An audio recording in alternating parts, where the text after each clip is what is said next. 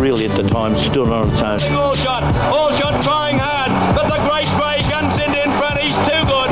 What a champion! All of a sudden, the margin just sort of went like kaboom. In after a Shane imposing stopping, Dulcify's won by a minute, and that's the way he might win the Melbourne Cup. Dulcify by 6 lengths to Chivalry. He was unbeatable. And Kingston Town's gone on to win by 4 lengths. He powered the line. Kingston Town wearing him down. He'll win. The $1 Million Man's won it. He was never losing ground. He was holding his own. When Kingston Town can't win, When the going gets tough, the tough get going. he might win yet the champ. Rover took the lead off. Kingston Town spotting them. What a run. Kingston Town wins to the next and Rover.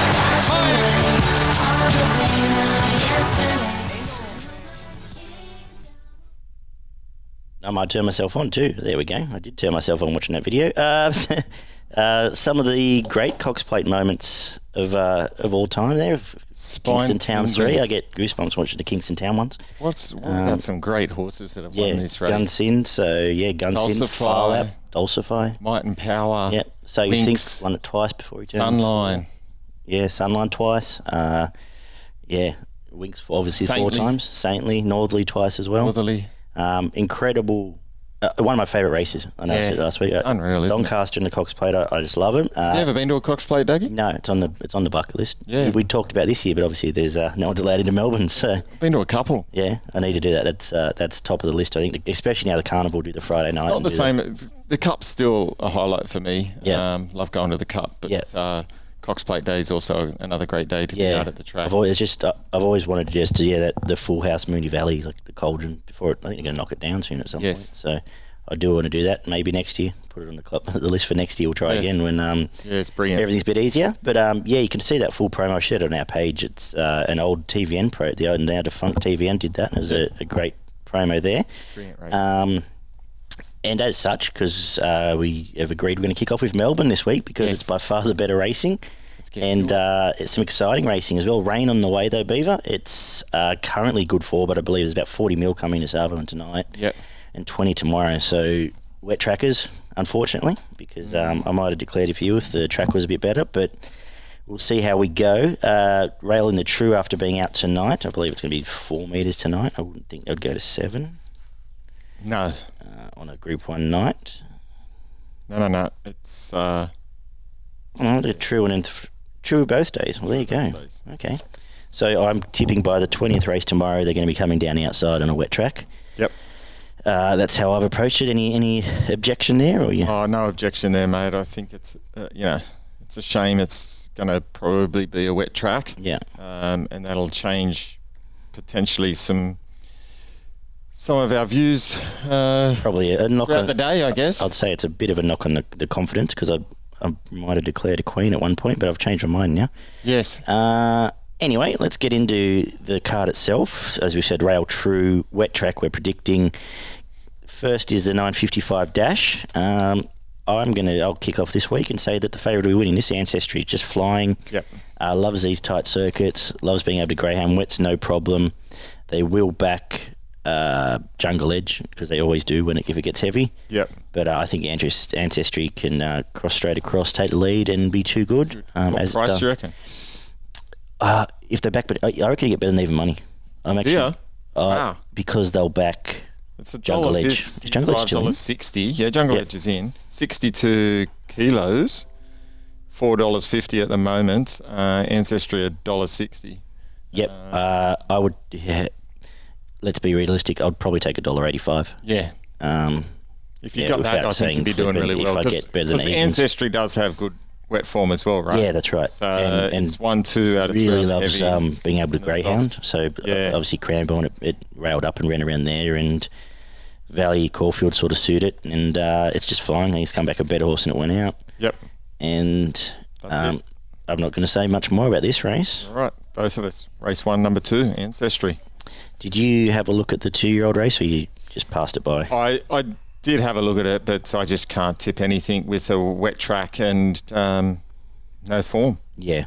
So you probably just got to look for if some money comes for anything and be on the mark. And if you're desperate to have a bet, back one and save on another would be big field. It's My view. yeah, that's the way. I just said too hard, particularly Melbourne. I actually can in Sydney at least you can have a bit of an opinion because they all have to publicly trial. Yes, that's right. We've talked about that before as well.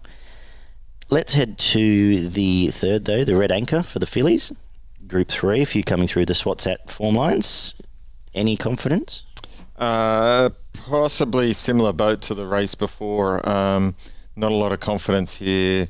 Not a lot of horses with a lot of wet form, which again makes it pretty hard to really line these up in this type of race. Look, if I was going to have a play around, I'd be looking for something like Rock the Ring, number 3. Okay. It's double figure odds, but it's from the Hayes Dabenig's stable, resuming, has got some form on softer growing, which is pretty good. Placed both times, so probably going wide there, but again hard to line up. I'm going to back Bella Nipotina here. Yeah. Wet's okay, but as I said, I thought it would run well behind SWATSAT, and it did. Last start before that sat wide at the Valley, and you can't do 3 wide outside Pippi and expect to run on. Back to a bit of a week. I know a couple of these have formed through SWATSAT, who's flying, and obviously September run. So actually can line the form quite easily. I think Bella Nipotina can potentially get an early rail here and kick away and be very hard to run down. So race 3, number 7, Bella Nipotina for me. Maybe the Quinella for us there, mate. Yeah, that's Dabenig Hayes. Yeah, definitely. The 4th is the Lexus Fillies Classic over the mile. Bit of a drop in grade from the last few Fillies Group 1s we've been looking at, but are you thinking the South Australia filly here or going elsewhere? No, I am thinking that. I thought its last run was pretty good. Getting up to the right distance now, shouldn't have any trouble with the track. It's drawn wide, which means it can get out into clear air, which has struggled with getting any in the last few starts. Was pretty good last start, yeah. I thought. And I expect this to be winning this race. Okay, excellent. I probably want a bit more of a price, but I might have been greedy there. I thought the one I'm going to spec, though, is Miss In Between. Again, I'd be more confident on a dry Moonee Valley. Yep. But it matched motives of embolism last week and brained the rest of the field, comes back to Phillies grade, has had the run over the mile, and I thought would roll forward and just give them something to chase again. If the fence is already off by this stage, you probably get a bigger price than $13, but just as an each way play, I thought that is where I would look. Who's the trainer? Emihan. It's Gary's brother from MasterChef. Oh, right, okay. I made that up, I don't know. Good question. But she has been running well, Miss In Between, so I just, again, in a tricky race, and I just have something about ecumenical in those weaker Morpheville races where it should have run better. Maybe I'm just talking through my kick. And then the obvious danger outside, that's Thermosphere, who I would have backed if it had to come to Sydney. Yeah, you got it right. Race. It was instant celebrity. It was 1100, just not. Yeah. So first start. I understand why it's favourite. I just don't want to back it. But by that stage, like we're looking 13 races into a wet track, and gate 10 might be where you want to be. Oh, probably. So yeah, no, wouldn't surprise me in the slightest. We get the older mares over the same distance in race 5, the Powerflow Solutions Stakes. Graceful Glamour down there. We see Sovereign Award as favourite. Are you going to have a bet here? Probably. What do you like? I'm going to sound like a bragging record. I would be super keen on Graceful Glamour if it was dry. Yeah. For all the reasons, right gate to roll across, lead around Randwick, and Ren got back to her best when she just got nutted by Emeralds 2 weeks back. Now it is wet. I think the favourite's probably a moral. Yeah, that's what I was thinking. Sovereign Award gets a drop on it now. Can just sit right on its back and let's get past it in a straight now, and probably Graceful Glamour needs that rail, and it's not going to be the place to be. Does have good wet form. So wet's a tick. Beat a pretty good horse, Fabric last start. That's right. And there's some other good horses in that race. Yeah, and this isn't a overly strong field. No, I thought, like I said, that's and just looking out graceful. I think the 370 Sovereign World is a good price right now. Yeah, it is a good price. I think it'll win. Parody, Epaulet was a wet tracker. I've dubious about it in the wet. Yeah, it did have one start in the heavy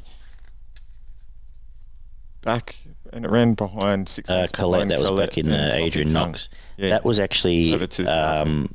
I would actually forgive that run because it was an end of prep run. That's right. And I've been with Parody its first year. I just think Sovereign Award's flying. Yep. And just has to sit. Will just has to get past the leader to win this. Exactly. Parody ran a good race behind Sovereign Award last start, only beaten less than a length, I think. So certainly not without a chance. But I'm quite surprised that Sovereign Award isn't a little bit shorter than that. Yeah.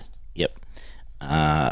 I think largely that's the percentage taken up by Graceful Glamour, which, if it is wet, is probably 20% of the market I don't want to play with, which is ironic given if it was bone dry, I would be almost declaring it. Yep. So I don't think I've helped anyone there. So final word is Sovereign Award. Sovereign Award is what we're saying, both agreeing. Yeah. Number 3, Sovereign Award in that race. The Drummond Gold Vase from the Cox Plate start for the 3-year-olds, Group 2. And I envisage you tipping something here, Moral, and are you going to do that? Look, I thought until, Young Werther's last start was outstanding. It was absolutely butchered. It looks set to win a race like this. The wet track is probably the big question mark here. I'm just going to take the opinion that the NZ in brackets next to its name, the Kiwi Tavistock breeding, should get it through it. It generally is a recipe for success within the wet. And I thought it's the obvious. Hasn't really been overbet. I thought it might have been a little bit shorter. Yeah. So 230, maybe that's rock bottom. Yeah, I think that's probably rock bottom. I think it probably looks to be the horse to beat. Cherry Tortoni has form on the softer going, but 2,000 metres, I'm not convinced. Disappointed in Sydney? Yeah, I think so. I know it's now it gets to bring its Sydney form down, but I thought I expected better. I did expect better, but I think that might have been a victim of the 2,000, and it's at 2,000 again. Yeah. In this, look, all its form in the winter was soft tracks, but it was 1600. So yeah. I'm not sure the 2,000 it can really run a strong 2,000. Yep, yeah, that's right. Young Werther has the 1,800 metre runners tick to it. I tend to think I follow the belief that you need an 1,800 metre run for a 2,000 metre race, and same when I talk about the 2,400 metre one for 2,400 metre runs. Yes. And I think that's the tick there, and I guess you've got to then admit that Quay beat at home. Yeah, so I think Quay is the main danger. Yeah. I'm happy to probably leave Cherry Tortoni out and look at Quay and Luna Fox is certainly a horse that could surprise. Yep. Yeah, but probably a longer tail there than some other races. It doesn't look like a strong race, which is why Young Werther just looks super hard to beat. Yep. Race 7, the Crystal Mile, pretty uninspiring Group 2, I would have thought. Wait for age. Yeah. Tricky. I struggled with this race.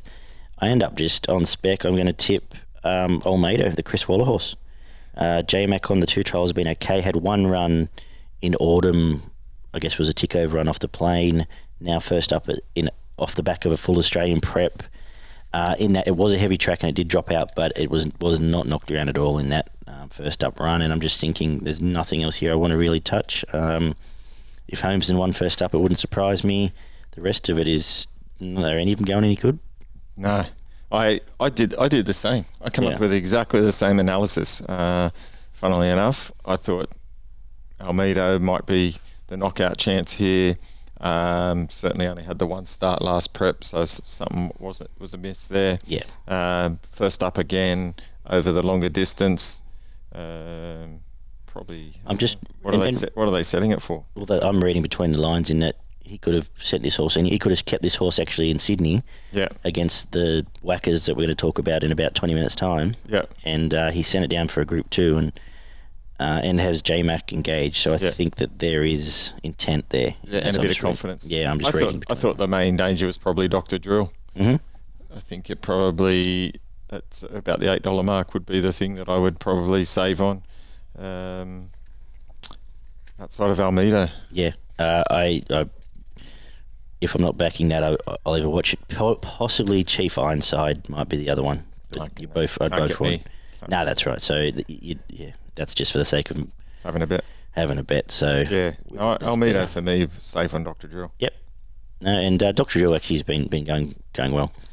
At least coming through what is on paper, supposedly the Caulfield Cup lead-ups. All right, we get to the Moonee Valley Gold Cup over the 2,500 metres. This could be a slog by this time of day. Oh, yeah. And What do you got for me? I am going to tip Sound, number 7. Mark Zara, I think it's flying this prep. Just the second to Credence here by a nose, not far off Persan. Was in what price is it? $6.50. I thought in a race where I don't want to tip anything, that was the one for me, apart from potentially having something on Salino for all the same reasons I would back the horse in the previous race. Chris Waller first up off the plane, might just better than this.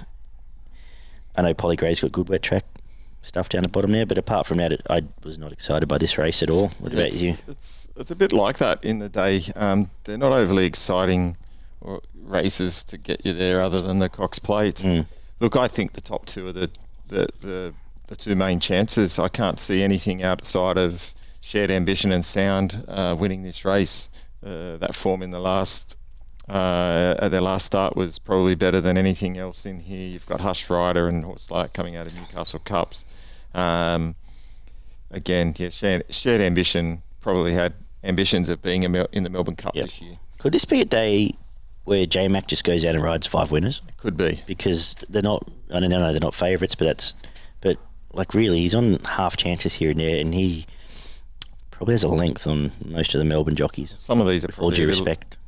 Horses like Shed Ambition and Sound are probably a little bit better priced than what they should be at this point in time. They both handle the wet ground. They both, last start, were both pretty good. 2 lengths within 2 lengths of Passan. I wonder what price Passan would be in this race. He would be about $1.85. Yeah, and Shared Ambition probably Sure, had yeah. Melbourne Cup ambitions, as we said. So look, I can't really split the top two. If I had to go one way, I'd probably just go Sound on the basis that it's $5.50, beat home Shared Ambition last start, and should be hard to beat again. Gets a slight kilo pull in the weight, so that's probably which way I'd go. Now we've rushed through the rest of the card probably to get the main event, because I think it's an intriguing race and one that I thought we're probably better off just and relax, mate. Yeah, I know. Just see that. I just put it back in, laid back a bit here, and just thought, well, we might actually have a chance to just discuss some runners rather than really rubber stamp anything. You, as opposed to some of the Group 1s I've been super keen on, it's more intriguing than that, I thought. This is very intriguing. Wet track is a concern for me for some of them as well. Yep. Do you want to, where did you just start? Do you have a starting point, or do you want to? Oh, mate, I'm happy for you to lead the way. Thanks. All right, what I'll say first. Let's analyse them one by one, well, mate. Okay, let's do that. Favourite, Russian Camelot. Wet Tracker. It runs as good at... This is... I'll throw Arcadia Queen in this discussion, because the notes I had and what I'd sort of thought... Your starting point here is you've got Russian Camelot, who started $1.50 against Arcadia Queen. Arcadia Queen did beat it pretty soundly, and I believe that to be probably their talent level. No tempo, but there's going to be tempo. Is there going to be tempo tomorrow? So I took that as face value, as if this was a good 4, I would be declaring Arcadia Queen. I think it's had problems with its feet the last 2 years. It was glue on shoes off, all that sort of thing off, and it brained him last start. Now I'm concerned because Russian Camelot's best figures, it can run as well as it can in wet as it does on the dry. Yeah. So that levels a playing field there. So the answer's probably a pineapple from me there. I'm probably leaning back to Camelot in a slower run race. Colding is flying. His last 2 wins were very dominant. Can't go in the wet. So I left that out. Again, so just back to Russian Camelot while we're talking about it. I was kind of looking to go away from Russian Camelot, and the more I've looked at this, I've gone, now the wet track's come. It's drawn wide. That was a bit of a concern, but this time of the day is probably going to be okay. Hopefully a little bit of pace on. Yeah. But I kind of align its form up and the way that it's been prepared for this race similar to Classique Legend. Mm-hmm. So if we go back and look at Classique Legend, was brilliant. The next start, race wasn't run to suit, hit the front early like Russian Camelot last start. Yep. No tempo, and then an average horse about for the grand final. Not average, but Libertini, Yeah. who didn't do anything. So you're saying this is grand final day? I'm saying this is grand final day. I'm saying that the race won't go to plan as it did last start for a horse like Arcadia Queen, just to get the sit and sprint. And while it looked like it beat it pretty easy, let's look at how Libertini went past Classique Legend last start, but Classique Legend... There's also that factor it had another gear, and I still think this horse has got a gear, and it just didn't use it last start. Like Classique, and potentially, you're right here, if Camelot, as soon as it went past, they didn't try it. They weren't trying to ride the ears off it to catch up. It was, okay, we'll see in 2 weeks. I could see that narrative, and like I said, I think the wet suits Camelot more. Do you think if Camelot wins that race at $1.50, what price is it here? $2.70. Yeah, half. I reckon half. I reckon less. Yeah, because I reckon if it beats Arcadia if it won that race by 2 lengths, it starts even money again. Yep. And Arcadia Queen's probably about 10-1. So. And it wasn't a race run to suit. So that's fine. I respect absolutely, and I think the rain suits 15 because 15. Yeah, I know I always spruik wide barriers and I quite like them, but not at Moonee Valley necessarily. Yeah, and not when I don't quite know what the plan will be because I wouldn't want him going right back to last. Already comes into 14, right? Because Magic Queen's out. That's right. So having said all that, you're ticking Russian Camelot. I'm tipping it as a massive chance. Yes, massive chance. Okay, let's ask about. Like I said, we'll go Armory? Quickly. Armory. I had Armory and Sir Dragoness sort of tied to each other through the magical form and Buckhurst, who I guess gets a run now, who we've got to actually consider.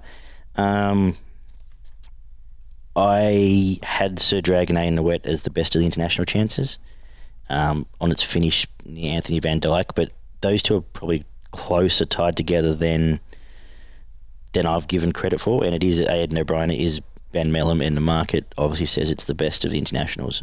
Yes. So I have to respect that. Their heavies over there are much heavier than what Moonee Valley will be tomorrow. They end up on bogless cow paddocks and still go around, so you've got to say they're soft and heavy form. Like I was saying last week, Anthony Van Dyke couldn't go in the wet at all, and you saw it did on a soft track. So yes, I'm saying both it and Sir Dragonet genuine chances. Absolutely. Which I'll probably do a top 4 at the end just to say here how I'm thinking, and they will both probably be in it. Yep. As I said, Colding, if it was dry, I would be really keen to have something on it each way. Probably, where's it at? Massive chance. Yeah. Massive chance. Is it the forgotten horse here? I think so. Because I dominant in the Doncaster, 3-wide Doncaster, dominant before that. Last time at 2000 was on the heavy, and it was ridden to beat Funstar in that, and Shout the Bar got them both. Yes. Heavy, no problem. The heavy was, they went to the Oaks, which it probably didn't stay at 24, yes, but also end of a long 3-year-old prep, so you can forgive that. Kiwi breeding, as I said, is not an issue. But its soft form is very good. 10 starts, exactly. 4 wins, 5 seconds. So I think gets a soft run, gate 2, probably his third defence, and it'll be a fanning field. Yeah. Could potentially just peel straight off Grand Slam's back and might just be the forgotten horse. As long as the inside is not that bad. Yeah, that's right. It's definitely, we know it can hit the line hard. Yeah. Like last start, it sat 3 wide and sat on the pace. It's definitely in very good order. Look, and Karen, big jockeys for big days. Savabeel handed the no problem at all with the wet. With the wet, didn't it? Yeah. So, look, for me, it's probably my second pick. Mm-hmm. To be honest, I think it's definitely a really, really, really good chance. The 3-year-old Grand Slam, I think they always run well here. I think it probably rolls solid in the lead, and again, drier track, I would probably have a ticket on it to place. In the heavy, less enthusiastic, and probably is just the bunny here. No chance. And the 3 tied to each other, well, not so much tied to the 3 Sydney horses. So Master of Wine, you done with? Master of One's done. Done. So Mugger 2 and Fierce Impact are probably the other two I'll ask you about. Yeah, Mugger 2, just don't think it's up. It's got good wet form, which will certainly help it here. Just don't think it's up to this class. Yep. Fierce Impact, I think it's a real good knockout chance. Yeah. I'd have Fierce Impact certainly in my exotics. Again, it's drawn out wide, which will suit. Hopefully it'll come across, get a bit of a sit on the pace. It beat Russian Camelot a few starts back, if we remember correctly. It's got great soft form. I really think this is, last start. I think goes better in Melbourne way going last too. start was absolute. One of the worst rides ever. It was sitting way back, too far back, behind Colding, never given it a chance. So, look, certainly at long odds, around the $30 mark, I wouldn't be afraid to throw a few bucks on. And last one, I'll just ask about the French horse, Aspida. Any thought there? Or? No, nothing there for me, mate. I just don't know that this horse will be up to this quality of field. So hard to really rubber stamp anything. For the interest of giving a first four, I'm going to make my bet here. My picks here will be number 7, so Dragon A on top. Wet Track International form from Russian Camelot, Arcadia Queen, and Probabile. But I'm thinking my best result in a race, I'm actually going to probably end up being Sir Dragon A and Probabile. Yep. Without wanting to lose on Camelot, I could get. We don't know Arcadia Queen in the wet that well. Trialled once on a heavy. I watched that today. It got through it okay, but it's under a grip. You can't really tell. So for me, final thoughts. My best results would be 7 Sir Dragon A and 13 Probabile. How are you? Looking at it? I'm gonna put the 11 Russian Camelot on top. I just think it's the best horse in this race, and I still think that based on how the race might pan out and the conditions, they'll suit it. So I can't find a reason to go away from that. Probabile will be my second pick. Third pick, Armory. I think that's going to be hard to beat. And then for my fourth pick, Fierce Impact. Excellent. Such a massive, and the Classic Legend analogy is perfect because I talk about it all the time. Starting price in the lead up, it comes through time and again because that's starting price essentially is your indication of what the market thinks should happen in a race, and obviously that doesn't always happen in a race. And Classic Legend's the absolute perfect analogy. It started even money against Libertini, got done, but then it turned the tables in the grand final, and I think it's a great analogy and a great reason when we throw out sort of SP or starting price in races. It's that's why. Yep. So very good. Sometimes I just think these trainers are quite smart and they put horses in races for runs as well, and that could have just been one of those races where Camelot was in that for a run, and if it won, but they weren't worried about whether it won or not. I don't think they would have gone home upset. They wouldn't have went home upset, and I think that's where the punters can get a bit fooled sometimes. I may as well ask you now because we didn't really discuss last Saturday at length. Would you back Russian Camelot in the Melbourne Cup, or you want to see tomorrow? I'd want to see tomorrow, but yes, I would. And let's be honest, after last prep, I was going to so very quickly, everyone Caulfield would have Cup. went, Melbourne Cup winner. So very quickly, Caulfield Cup. Only the first two you even remotely interested in going to Melbourne Cup. Yeah. And you've had Surprise Baby for a while. Yeah. And you'll throw, but you think Russian Camelot? If it runs really well tomorrow and dominant, I wonder whether they'll start in the Cup. I'd say I think so. They'll do. If it doesn't, they might go to Paddock and don't have to worry about it. It's certainly in the mould of a saintly type horse, isn't it? Yeah. And so you think won a Cox Plate and ran third, and that was on a bog track and over raced and bog and would have won. Would have won probably all things being equal. And if it had have raced on as a 5-year-old in Australia, I think would have won both again next year. Possibly. But that's fun speculation. Exactly. And just quickly, Geelong Cup on Wednesday. You're happy to pen that whole race? Oh, awful. So we don't need to worry about looking at any, which is good. I love that because I don't have to worry about it. Yeah. So awful. None of the things, but Steel Prince can't win a Melbourne Cup, and therefore nothing behind it. You wouldn't think so. I thought a horse like Ashrun was brave. 32 suits. I think 32 would suit it. It hit the line okay, but I just don't think the other ones were hitting that line hard enough to if it was hitting it better, it would have ran over Yeah. those. They were, Yeah, it had its chance to as well. yeah, they were When Steel Prince gets off the canvas and wins, you sort of go, and nice horse, but yeah, it's always would be happy to own it and all that sort of Yes. thing, but not the Melbourne Cup for me. No. Very good. And just on that, Melbourne Cup week, we've got a big week coming up. We're going to do a Sunday evening preview, I believe, Yes. with one of the other guys we'll get on, who was a very good judge last year for us in spring, Yep. as well as a preview for Oaks Day and a preview for the Saturday. So we'll have Derby, all 4 days of Cup week covered. So I'm going to see a lot of you that week. Oh, no. Yeah, I know. I'll make sure there's beer in the fridge. Yes.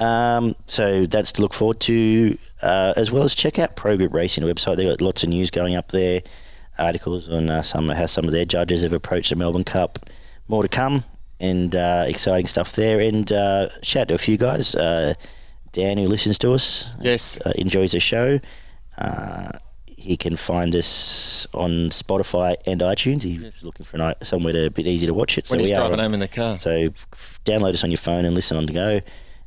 You can find us, show us your tips on YouTube under the Pro Group Racing banner, as well as on Spotify and iTunes. Plenty of exciting stuff going on as we wrap up what's been a very productive spring carnival for us. Yes. Race 10. And I've spooked for long enough, so we should talk about the last race, which Yeah. I was putting off talking about because it's ordinary. Do you have a winner? I don't mind La Mexicana. Oh, me too. Tell us there you why. go. Look, I think it's drawn well. Gate 10. Like the fact Jamie Carr is on board.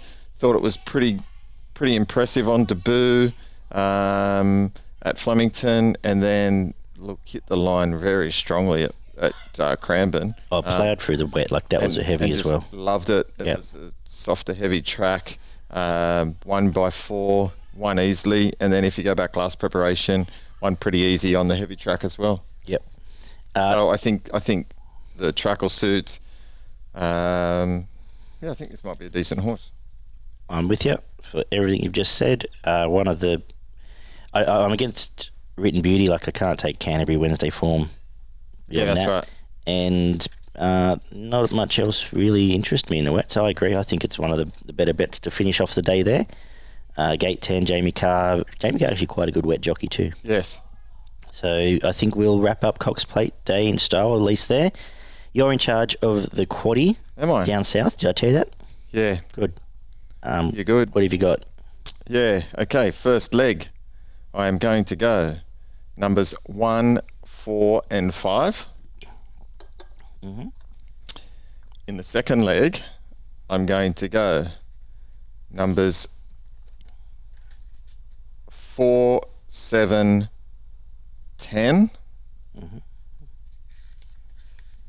In the third leg, I'm going to go. Let's just get these in order because I had my numbers a bit all over the place, didn't I?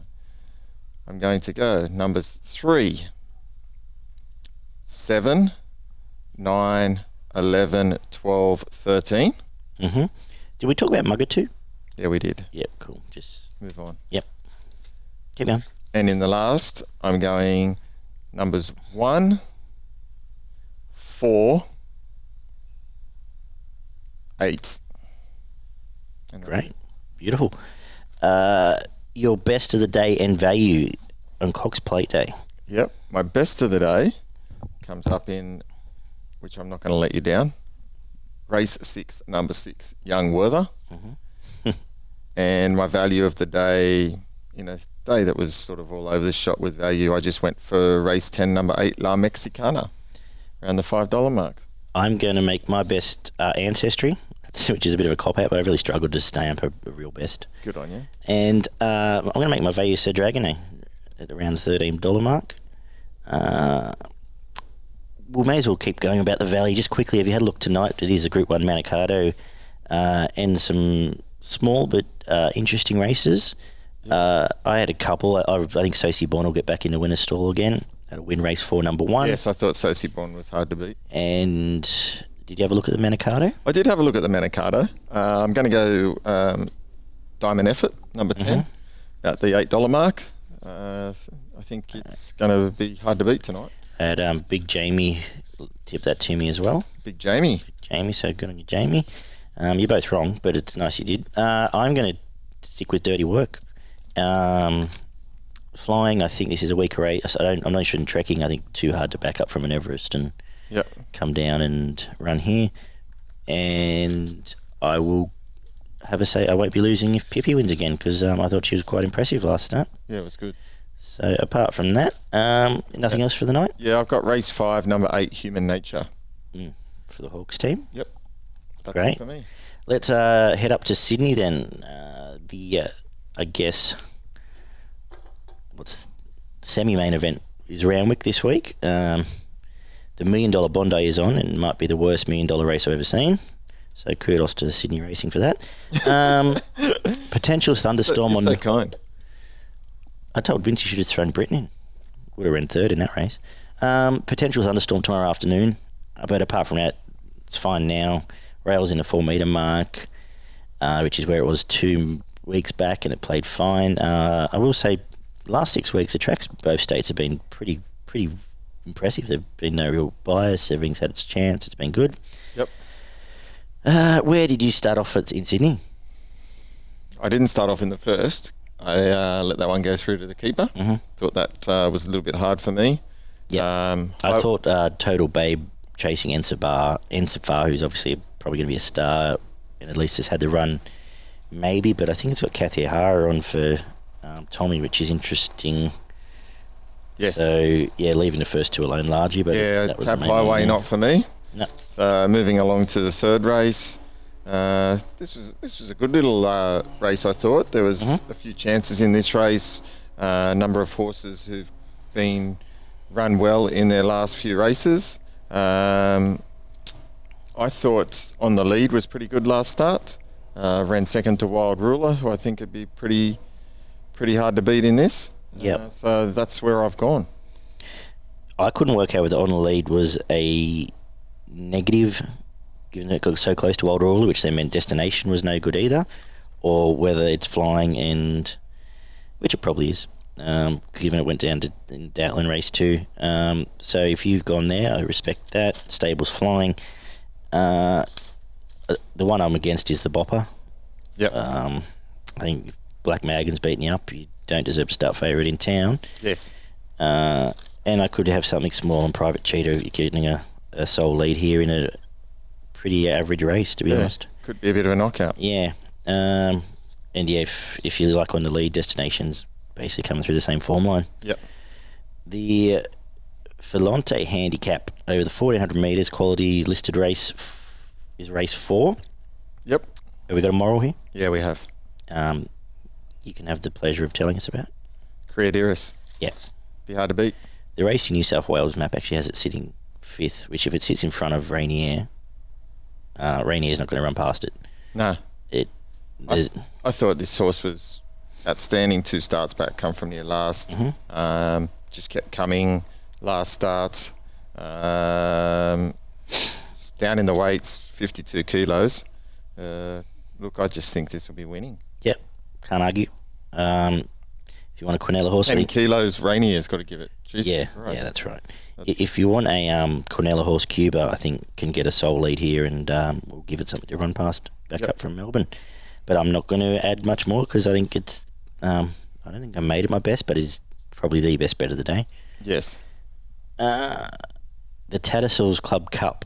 Now, this is a less than inspired. I had to go for a walk before I did this race. Once I looked at the field, I was like, couldn't bring myself to do it. Over the 2,400 metres, and I feel filthy saying this because I'm going to tip Girl Tuesday. You should. This is how sick I feel about this race, but coming out of at least it comes out of a proper race because we had not a lot of luck in the Metrop. It gets Nash, and this race is very average, and so Girl Tuesday, and I'll be having something on Knight's Order at 30s because it leads, and I don't know if anything he wants to chase it. Coming from Paul Macquarie with Winona, so not a recipe for success, but if it's $34, I'll have a small each way play there. And you had any thoughts? Or you leave it alone? Look, I'll leave it alone. If I was 3 sheets into the wind, and you may be. I could be. And I was desperate for a bet, I'd probably have a couple of bucks on Scarlet Dream, but no confidence here, mate. That's fair enough. The $1 Million Bondi is the feature of the day over the 1,600 metre race, and over the 600 metres, I should say. And well, this race should fit right in at Warwick Farm at 4 o'clock on a Wednesday. But are you going to tip? How are you going here? Oh, man, I don't know. The interesting one was the Racing New South Wales maps has Elizabeth leading Peltzer, which I couldn't work out. Yeah. And then has Acrophobic sitting leaders back, which hasn't. I know it's been drawn wide, but it hasn't done all the way through. So I thought that was confusing. I would have tipped Thermosphere if it had to come up, because at least it comes out of some proper races. Yeah. Doesn't really give me an answer here, though. And these all raced each other last start, right? That's what I mean. And Peltzer last race led Jiggy Jog and won. So I just thought that's the obvious starting point. Yes. Although the extra 100, will that suit, not suit? Probably, yeah. Look, the main danger, I think, is probably Elizabeth. Yes. At least it comes out of a... Well, at least the 2 horses that beat at home have Group 1 form. Yeah, they go that's all right. Release form, yeah. So at $6, if they go along enough and it can get the last shot at them, Elizabeth could be the knockout here. But yeah, look, it's a pretty tough race. Peltzer probably. I see it's Agrophobic. So he might Elizabeth will probably just get the sit on the back here and try and punch out, and just whether it can go past the course of Peltzer's ability. I'm not convinced at the moment, although Peltzer won last start, it didn't win with any authority. No. And the previous runs before that. Yeah, if this map's right, and Nash is sitting leaders back in $1 Million race, I can see him just peeling straight off and lifting Agrophobic over the line. But hey, I can't tip that horse either. I can envisage it happening. But I think you're on the mark with Eliza Bill. Yes. The 7th of the day, though, a little bit more interesting affair. The Nivison, Group 3 for the mares. The Flying Atheres in this, as well as a couple of speedy conveyances. What do you reckon here? Ooh. Really tough race again. Really open field. I kind of liked the run of Generals last start. I thought that was really, really impressive. Looked drawn well again. Look, the distance will suit and should be at its peak fitness now. So I thought Generals might be really hard to beat. That's scary, because so did I. I think it's Flying. I think it's a great run behind Horbury on her, and then a great run behind Subpoenaed. And is just flying in a race of probably out of form mares, maybe a question mark, a strong 1,200 a theory.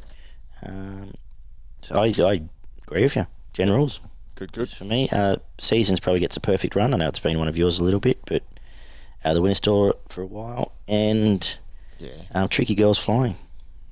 But chasing in the Criaderas race last time, so around 20s might be one if you really want something for your multiples. But Generals on top for both of us. Perfect.